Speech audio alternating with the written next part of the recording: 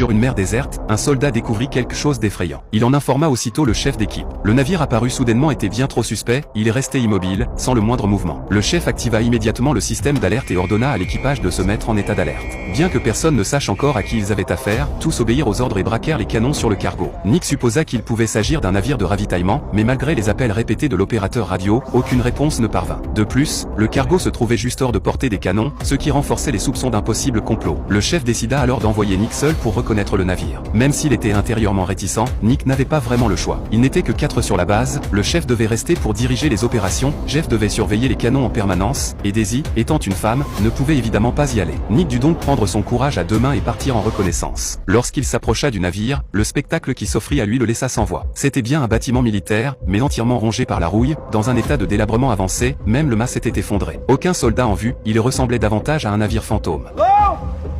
Nick inspecta presque tout le navire sans découvrir la moindre trace de vie. Il finit par monter sur le pont, rassembla son courage et informa le chef de la situation par radio. Il s'apprêtait ensuite à explorer l'intérieur du bâtiment, mais à ce moment-là, la radio tomba en panne. Craignant qu'il n'arrive quelque chose de grave, Nick préféra l'éteindre. Dans les coursives, il découvrit une scène encore plus choquante. Le poste de pilotage était en désordre complet, le système électrique totalement hors service, et des toiles d'araignée épaisses recouvraient même les tasses. Tout indiquait que ce navire était abandonné depuis très longtemps. Pourtant, en avançant plus profondément dans le navire, il découvrit des réserves abondantes et 4 ensemble complet d'équipements militaires. Était-ce un bâtiment venu pour les relever? Mais alors, où étaient passés les membres d'équipage? Au même moment, le chef, incapable d'obtenir la moindre réponse de Nick par radio, crut qu'il avait été tué. Il décida alors d'utiliser une arme nucléaire, dont la portée était bien plus grande, pour détruire le navire. Cependant, le lancement nécessitait 2 clés, l'une était en sa possession, l'autre était confiée à Daisy. Daisy ne voulait pas agir ainsi, mais sous la pression du chef, elle finit par céder. Le chef enclencha aussitôt le dispositif, entra le code et mit l'arme nucléaire en état de lancement. Heureusement, après avoir terminé l'inspection du navire, Nick ralluma sa radio et parvint à reprendre contact avec le chef, évitant ainsi une catastrophe. Une fois l'incident clos, tout le monde se sentit soulagé. Le chef demanda alors à Nick de ramener le navire. À ce moment-là, Daisy tenta de récupérer la clé qui lui appartenait, mais le chef déclara qu'il la garderait pour elle, ce qui la rendit profondément mécontente. Cela faisait déjà 3 ans que les 4 travaillaient dans cet avant-poste militaire en pleine mer. Ils ne pouvaient partir qu'à condition d'être relevés, mais au lieu de nouveaux arrivants, ils n'avaient trouvé qu'un navire fantôme. Non seulement l'équipage censé les remplacer avait disparu, mais l'origine même du bâtiment restait un mystère. Cette accumulation de questions plongea tout le monde dans une profonde confusion. Le chef était convaincu qu'un complot se cachait derrière tout cela. Il enregistra donc les données de navigation du navire. Mais lorsqu'il termina ses vérifications, il découvrit un secret bouleversant. De l'autre côté, profitant de la nuit, Jeff se faufila discrètement à bord du navire. À son retour, il fut aperçu par Nick. Sachant que Nick ne croirait pas à un mensonge, Jeff lui révéla la vérité, le moteur du navire fonctionnait encore. Cela signifiait qu'il existait une possibilité de quitter cet endroit. Après tout, personne ne voulait rester coincé en mer pendant encore 4 ans. Nick alla aussitôt partager la nouvelle avec Daisy. Les deux entretenaient une relation amoureuse secrète, mais Daisy lui expliqua que le chef